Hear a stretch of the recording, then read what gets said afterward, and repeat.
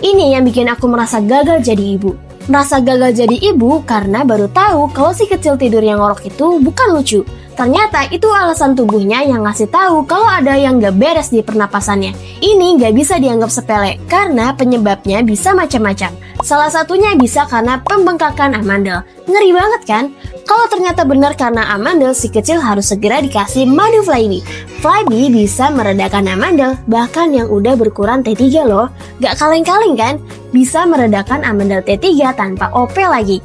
Dan ini bukan omong kosong. Udah banyak yang order madu Flybe dan bersaksi kalau Flybe emang bagus.